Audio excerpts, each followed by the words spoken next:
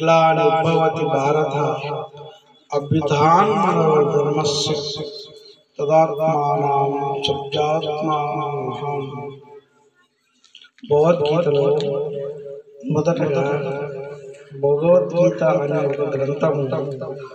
It is a discussion, ఒక చర్చ.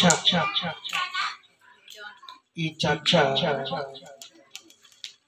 18 అధ్యాయాలతో కూడుకున్నది. ఇందులో మొదటి అధ్యాయం కురుక్షేత్రమైనటువంటి రణరంగమున సైనిక పరిశీలన కృష్ణుడు అర్జునుడికి చేసే బోధన శ్రీకృష్ణ భగవద్గీతగా చెప్పుకుంటాం. ఇందులో మొదటి అధ్యాయంలో పరస్పరము విరోధించే సేనలు యుద్ధానికి సన్నద్ధమైన నిలువుగా మహాయోధుడైన అర్జునుడు ఇరు సేనలు అంటే కౌరవుల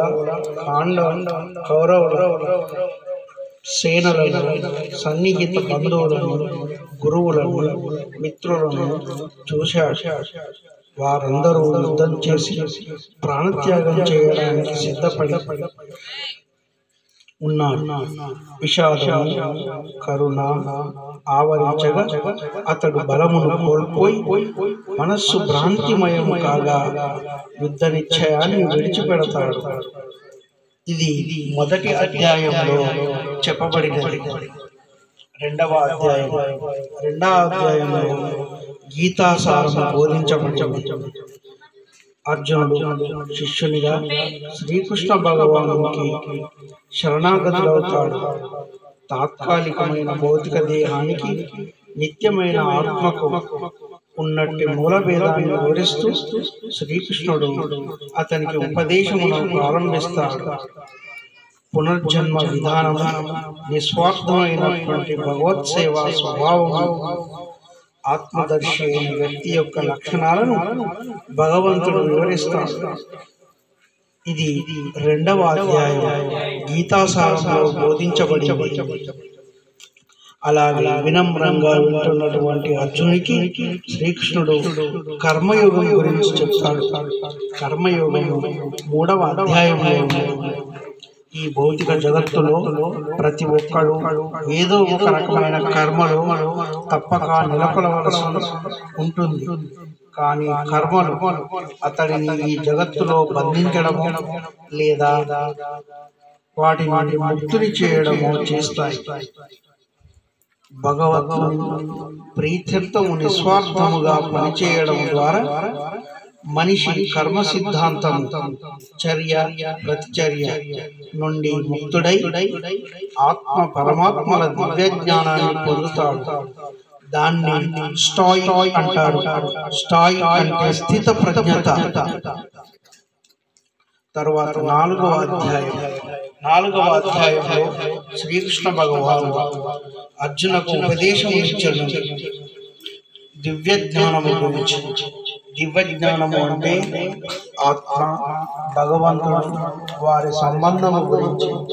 ఆధ్యాత్మిక జ్ఞానము పునీతము చేసే, ముక్తిని కలిగించే రెండు అయి ఉంటుంది. అట్టి జ్ఞానము నిస్వార్థమైన భక్తి కర్మయోగ ఫలం. గీత యొక్క అత్యంత పురాతన చరిత్రను భౌతిక జగత్తులో కాలక్రమం చొప్పున కలిగితే తన అవతరణలో ఉద్దేశ ప్రాధాన్యతను గురువు అంటే ఆత్మదర్శి అయిన బోధకుడు ఆశ్రయించవలసిన అవసరము భగవానుడు వివరిస్తాడు. ఇది 4వ అధ్యాయం. 5వ అధ్యాయంలో కర్మయోగం.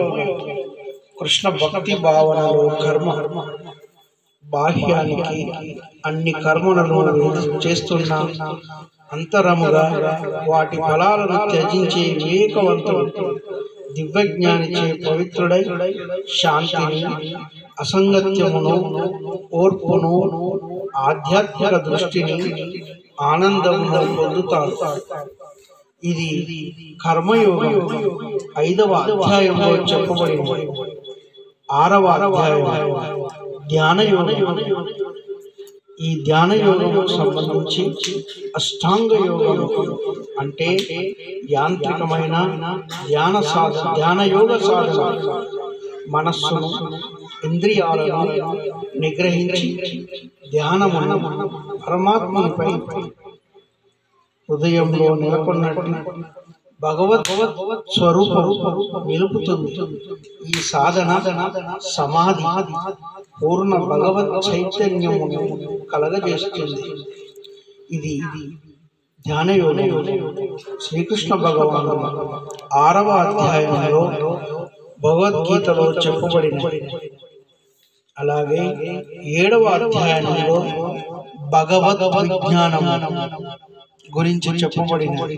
శ్రీకృష్ణ భగవానుడే పరతత్వం, పరమ కారణ, భౌతిక ఆధ్యాత్మిక అయిన సమస్తానికి పోషణ శక్తి. మహాత్ములు భక్తితో అతడిని శరణిజొచ్చుతారు. కాగా పాపాత్ములు తమ మనస్సును ఇతర ఆరాధ్య విషయాల వైపు మళ్లిస్తారు.